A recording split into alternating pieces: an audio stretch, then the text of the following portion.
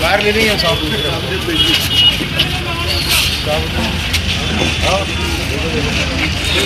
देखो देखो कौन आया, शेर आया, शेर आया। अरे देखो देखो कौन आया।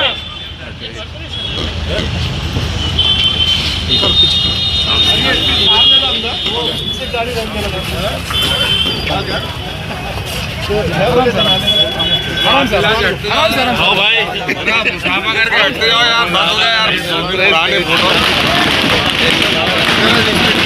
हाथ मिला के हटते जाओ।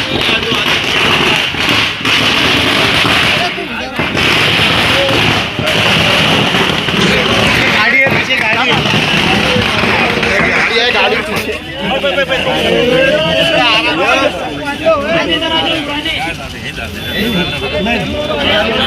ओ काका काका काका काका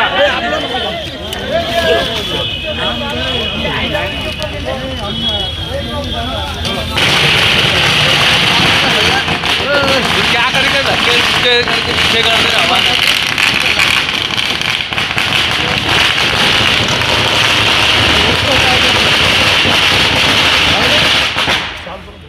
आगे से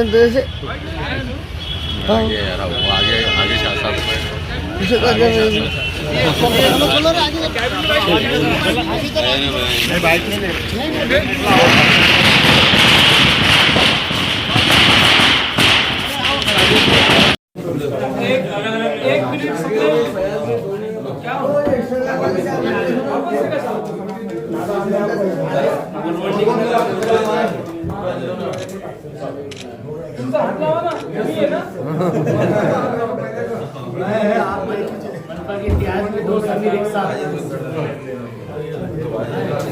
तो बोल रहे भाई, थोड़ा पीछे लो।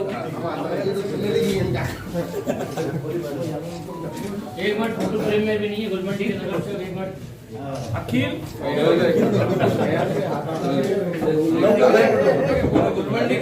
भाई बस होगा ना भाई।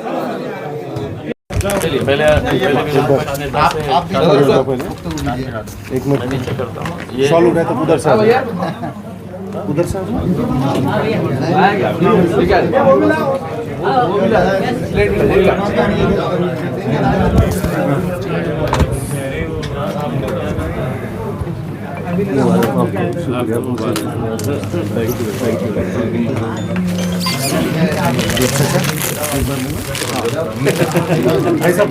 बड़े रुकना, फूल पीछे लेना।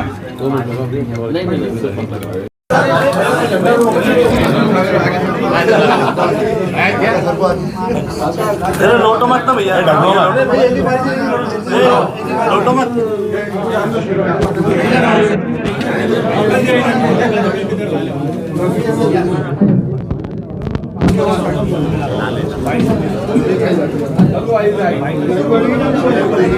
भाई को धक्का लग गया देख के।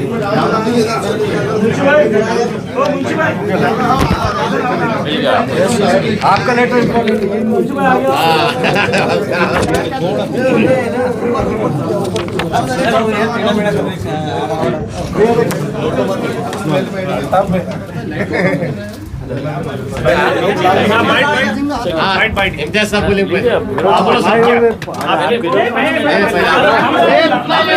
सभागृहामध्ये आणि सभागृहाबाहेर प्रशासनासोबत राहून या टॅक्स कलेक्शनच्या बाबतीत अतिशय कणखर आणि ठोस भूमिकेला विरोधी पक्ष आमच्या सोबत उभा आहे.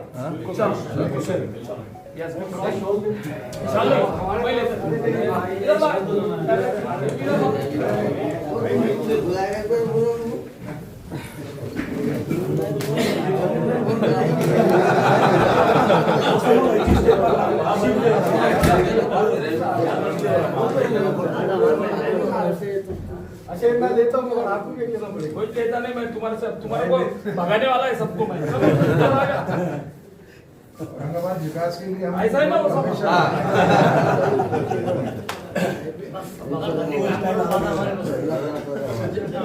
बहुत बहुत आपको शुभकामनाएं पटेल पुणे से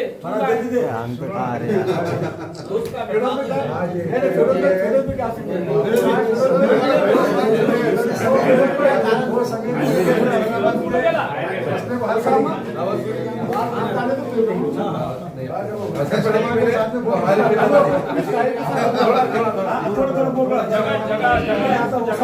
थोड़ा पीछे लो ना यार सभी कॉर्पोरेटर अपनी स्पीड कम रखो। आप 5 साल के लिए है तो गड़बड़ मत करो ज्यादा। 5 साल आप रहेंगे तो कोई नहीं करेंगे। नहीं 5 साल का है सिर्फ सब भाइयों को साथ में लेके सबको साथ में लेके चलेंगे, सबको साथ में लेके चलेंगे। विकास के साथ में सबको साथ में, विकास छोड़ के किसको साथ में नहीं, विकास के साथ में 100% साथ में। प्रदेशाध्यक्ष देखील तुमच्या सोबत आलेले आहेत। सबसे पहले तो मैं हमारे बैरिस्टर असदुद्दीन ओवैसी साहब का शुक्रगुजार हूँ, अकबरुद्दीन ओवैसी साहब का शुक्रगुजार हूँ, और साथ में मेरे सियासी कायद, मेरे नेता, मेरे हमदर्द, मेरे दोस्त इम्तियाज़ जलील साहब का मैं शुक्रगुजार हूँ कि उन्होंने मुझे विरोधी पक्ष नेता की चेयर के ऊपर बिठाया, मुझे इस काबिल समझा कि मैं विरोधी पक्ष नेता का कार्यभार संभाल सकूं। तो मैं कोशिश करूंगा कि मैं इम्तियाज़ जलील साहब के इस भरोसे के ऊपर उतर सकूं, शहर के लिए अच्छा काम कर सकूं। यही नीयत से हम लोग इंशाल्लाह आज से काम शुरुआत करेंगे।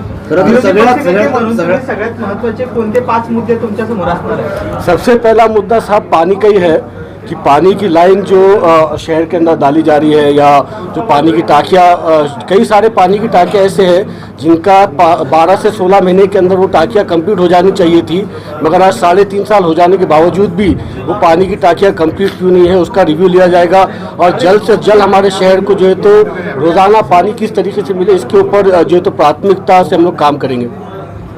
सर्वात महत्त्वाचं म्हणजे प्रदेशाध्यक्ष तुमच्या सोबत आलेले आहेत, त्यांनी सुद्धा याआधी केंद्रही गाजवले आणि त्यासोबत आता तुमच्याकडे महानगरपालिका तुमच्याकडे हँडओव्हर करतात। तर त्यानंतर सर्वात महत्त्वाचं म्हणजे आपल्या शहरामध्ये सर्वाधिक जास्त जागा तुमच्या देखील आलेल्या होत्या, मग त्यानंतर कोणता तुमचा अजेंडा असणार आहे? एजेंडा सर देखिए, कई सारे हमारे जो तो म्यूनसिपल कॉरपोरेशन के स्कूल्स हैं जिनकी हालत हम बेहतर कर सकते हैं, वहाँ पे CBSE पैटर्न के तहत हमारे बच्चों को हम एजुकेशन दे सकते हैं। इसके ताल्लुक से इम्तियाज़ जलील साहब के हमारे को सख्त निर्देश है कि आपको वो इम्प्लीमेंट करवाना है। तो ये मोस्ट जो है तो 2 मुद्दों के ऊपर सबसे ज़्यादा काम है। सबसे पहले एजुकेशन सेक्टर हमारा कॉरपोरेशन का जो है उसको सुधारना है।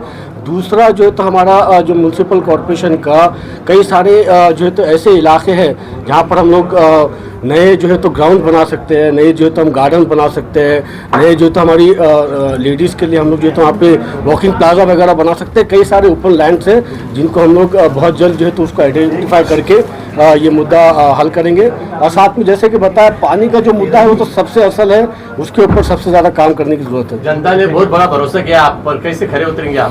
भाई जनता ने हम पे भरोसा किया है, 2014 से कर रहे हैं। इम्तियाज़ जलील साहब को जनता ने इम्तियाज़ जलील साहब की क़यादत को माना है, इसीलिए आज हम इस चेयर के ऊपर बैठे हुए हैं। तो इम्तियाज़ जलील साहब की जो ख्वाब है, इम्तियाज़ जलील साहब की जो कोशिश है, उसको सेकंड फेज पे हम लेके जाएंगे और कोशिश करेंगे कि उन कामों को जल्द से जल्द पूरा किया जाए।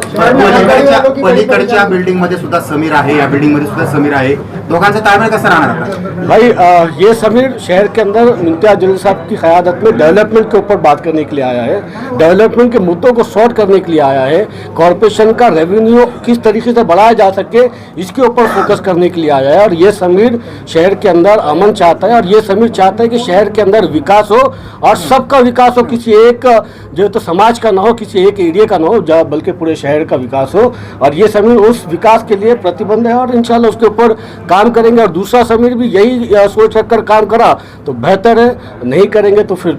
आपके वालिद साहब को मनपा की हड्डी कहा जाता था, चाबी कहा जाता था, आप कैसे काम करेंगे आगे चल? इम्तियाज़ जलील साहब ने वो उस दौर को वापस लेकर आ गए ना, जो साजिद बिल्डर का दौर कभी हुआ करता था, वो दौर को अल्हम्दुलिल्लाह अल्लाह रब्बुल इज़्ज़त के बाद आज इम्तियाज़ जलील साहब की वजह से वो ख्वाब हमारा पूरा हुआ है। और इंशाल्लाह कुछ दिनों में आप उसके जो तो असरात भी देखेंगे कि किस तरीके से शहर के अंदर और ख़ास तौर पर महानगर पालिका के अंदर चेंजेस आएंगे। टीपू सुल्तान की फोटो को लेकर क्या करेंगे भाई? ये विकास के ताल्लुक से बात करेंगे अभी क्या आग लड़ी वालों की बड़ी परेशानी, उसको लेकर क्या बोलेंगे? जी अतिक्रमण जो है सबसे बड़ा मुद्दा है, जो कहीं घर तोड़ दिए गए पर अभी तक उन्हें एक भी रुपए का ना मुआवजा दिया गया है ना ही कुछ। भाई इसके ताल्लुक से मैं ऑलरेडी बोल चुका हूँ कि भाई किस तरीके से डीपी प्लान जो है एग्जीक्यूट किया जाना चाहिए, और आने वाले वक्त के अंदर भी मजलिस इत्तेहादुल मुस्लिमीन की यही भूमिका होगी कि अगर आपको डीपी प्लान एग्जीक्यूट करना है बिल्कुल करिए, हम आपका साथ देने के लिए तैयार है।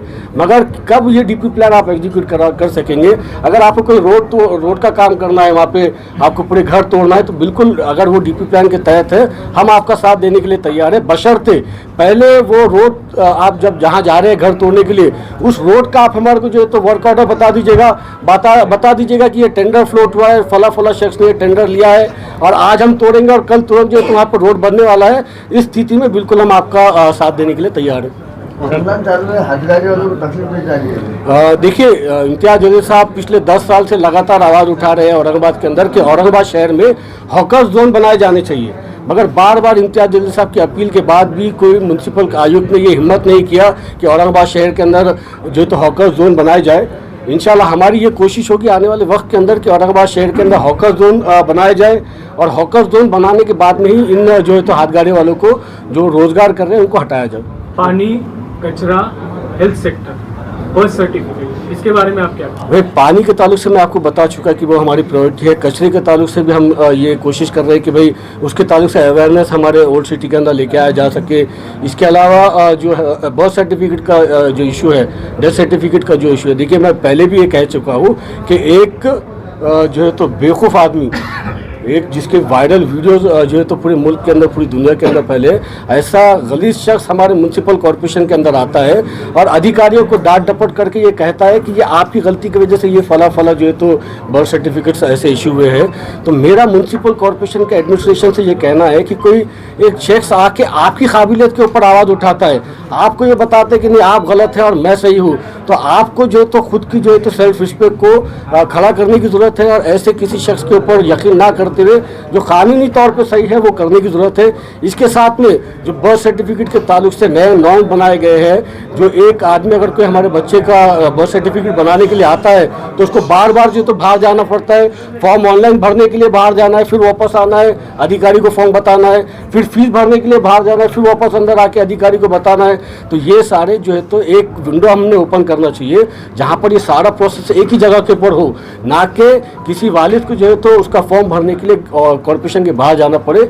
मैं ये मांग करूंगा आयुक्त साहब से भी और महापौर साहब से भी, और हमारी ये मांग है कि एक वन विंडो कॉर्पोरेशन के ऊपर होनी चाहिए जहां पर बर्थ सर्टिफिकेट आप ऑनलाइन भर के भी दे, उनका चालान भी काटे और उनको जो है तो सुविधा जो है तो आप दे कि वो उनका यहाँ पर पूरा काम हो जाए। में अधिकारियों और कर्मचारियों में लेन देन के बगैर कुछ नहीं होता।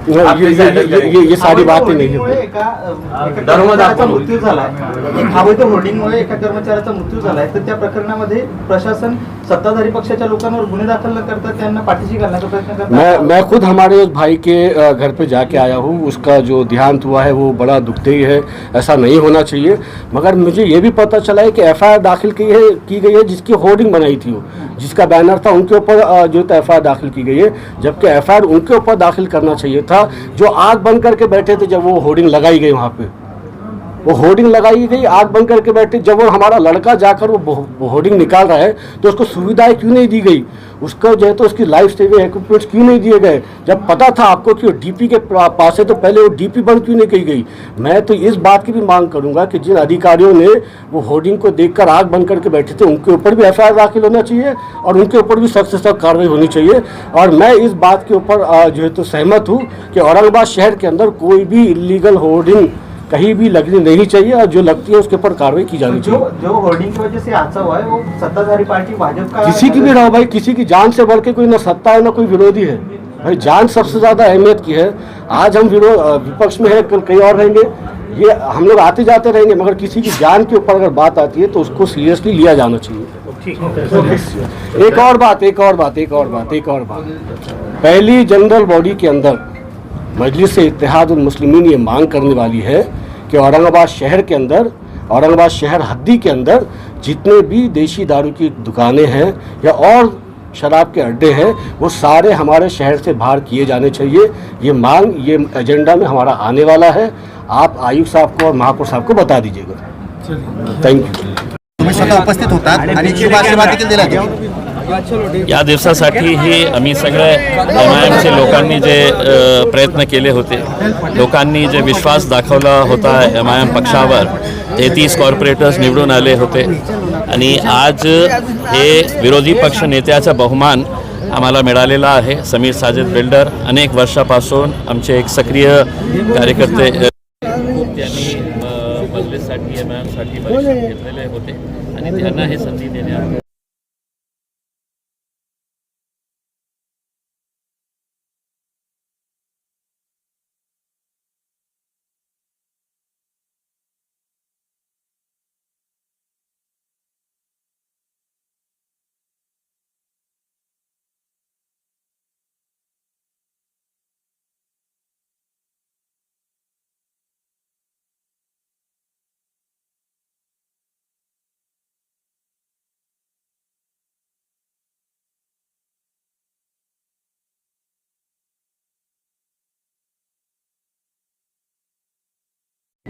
बोलतो. कारण ज्या स्कीम जितक्या पैशाने जे सुरू झाली होती, आज त्याचं एस्केलेशन जे आहे, समजू शकतो की 5% 10% जे आहे ते एस्केलेशन होऊ शकतं, पण इतक्या मोठ्या संख्येने म्हणजे कोट्यवधी रुपयाचं एस्केलेशन होत आहे. आणि इश्यू काय आहे की 50 किलोमीटरपासून आपल्याला लाईन टाकायची होती, शहरामध्ये जे लाईन ऑलरेडी आहे त्याला दुरुस्त करून नवीन लाईन टाकायची होती आणि एक 52 टाक्या आपल्याला उभे करायचं होतं. तर असं का झालेलं आहे इतकं मोठं की जे ओरिजिनल कॉस्ट होती त्याच्यापेक्षा किती पटीने हे जास्त त्याचा रेट आता काढण्यात आलेला आहे. आणि त्याच्यामध्ये हे वॉटर वर्क्सचे जे मंत्री आहे तेही याच्यामध्ये सामील आहे आणि खूप सारे. नाही तर आमची मागणी हे आहे की याची inquiry anti corruption bureau, central anti corruption bureau जे CBIचा विंग आहे, महाराष्ट्र सरकारच्या अँटी करप्शन ब्युरोची बोलत नाही मी सेंट्रल ब्युरो ऑफ इन्व्हेस्टिगेशन. आता मी जे हे आरोप करत आहे त्या आरोपमध्ये तथ्य नाही आहे, मग तुम्ही हे मागणी करणार आहे का? ही मागणी मी भारतीय जनता पार्टीचे सगळे लोकप्रतिनिधींना, आमदार, खासदार, मंत्र्यांना, एकनाथ शिंदे साहेबांच्या सगळे मंत्र्यांना, पालकमंत्र्यांना आणि जे दुसऱ्या पक्षांचेही नेते आहे ते सगळं मिळून आपण याच्यामध्ये काही पक्षाचा विल्हेवाट झालेला नाही आहे हे आपल्याला मान्य नसेल तर मी जे मागणी करत आहे की CBIच्या अँटी करप्शन ब्युरोच्या मार्फत आपण याची इन्क्वायरी लावणार आहे का की हे जे कोट्यवधी रुपये जे हैदराबाद बेस्ड कंपनी आहे त्यानं कशा प्रकारे सगळे लोकांना मॅनेज केलेले आहे हे सगळ्यांना माहीत आहे. म्हणून आता तुम्ही मला उत्तर देण्याच्या ऐवजी तुम्ही हे सांगायला पाहिजे की इम्तियाज जलीलने जे मागणी केलेली आहे ते महापौरालाही मान्य असेल, ते सगळ्या मंत्र्यांना, आमदार, खासदारांनाही मान्य असणार आहे की हो आपण याची चौकशी लावू. आणि चौकशी कोणत्या स्टेट एजन्सी मार्फत नाही, कारण स्टेटचे खूप सारे मंत्री लोक याच्यामध्ये इन्व्हॉल्व आहे आणि वॉटर वर्क्सचे जे मंत्री आहे त्यांनी तर खूप पैसे याच्यातून कमावलेले आहे. नाही तर मी तुम्हाला जे बोलत आहे तुम्ही हे मागणी करा की याची इन्क्वायरी लावा, मी खोटं ठरलं तर माझ्यावर कारवाई करा. महाराष्ट्र सरकार जो है दावोस का इन्वेस्टमेंट हो या दूसरे कई करोड़ों के हज़ारों के इन्वेस्टमेंट की बात कर रही है यहाँ पे, लेकिन बेरोजगारी का जो आंकड़ा है वो कंटिन्यू बढ़ता जा रहा है. देखिए ये डेवोस जो है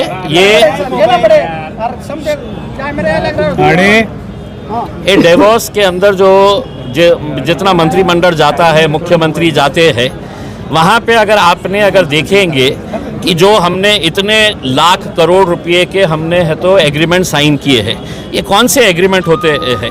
जो एक कंपनी ऑलरेडी एस्टेब्लिश है, उन्हें अपना कुछ एक्सपांशन करने का है तो वो आप यहाँ पे भी कर सकते हैं, लेकिन सिर्फ वहाँ पर जाकर ये दिखाने की कोशिश की जाती है कि महाराष्ट्र के अंदर इससे पहले भी डेवोस तो हर साल जाते हैं, आज से 5 साल 10 साल पहले जो डेवोस के अंदर जो एग्रीमेंट हुए थे कितने एग्जीक्यूट हुए हैं करके इसकी जानकारी हम हुकूमत से मांगना चाहते हैं. वरना बोलने के लिए तो आंकड़े आप बहुत बड़े बड़े बता देते हैं कि इतने लाख करोड़ रुपए का इन्वेस्टमेंट हम लेके आए हैं करके, लेकिन हकीकत में जो एस्टेब्लिश्ड इंडस्ट्रीज़ है जिसका आप MOU यहाँ पे कर सकते हैं, जो लोकल की इंडस्ट्री है उसको आप डेवोस में लेके जा रहे हैं.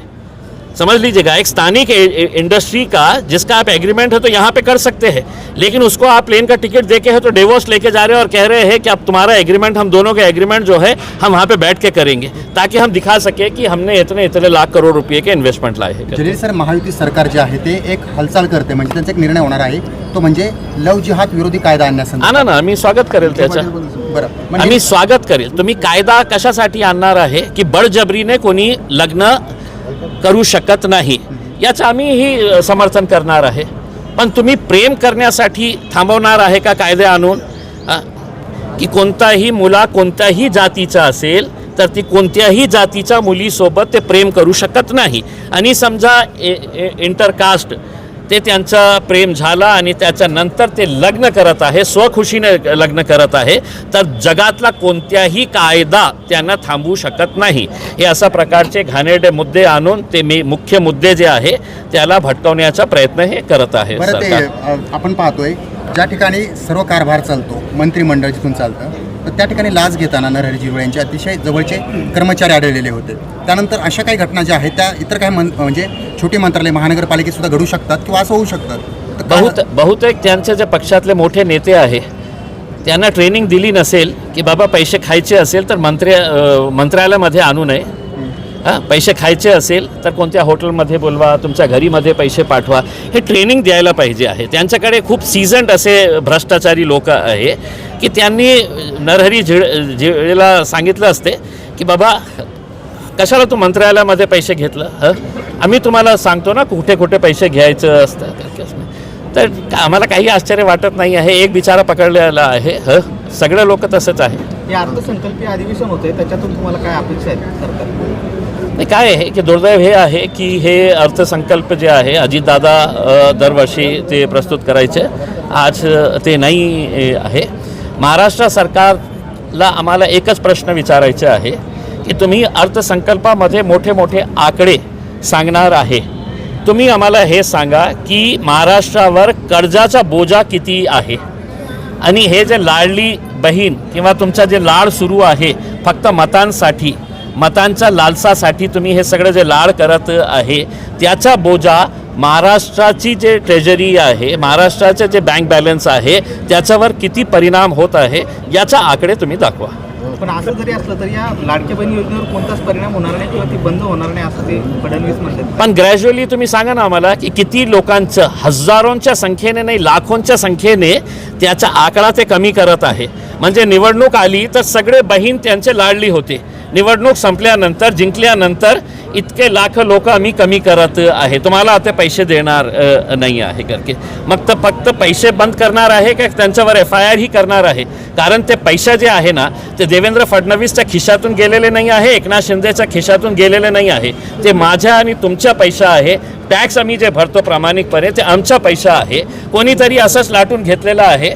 आणि आता ते सरकार म्हणत आहे की आता पुढे त्यांना देणार नाही. जे दिलेले आहे ते पैसा तुम्ही परत घेणार आहे का, हे आम्ही प्रश्न त्यांना विचारतो. Okay, thank you sir.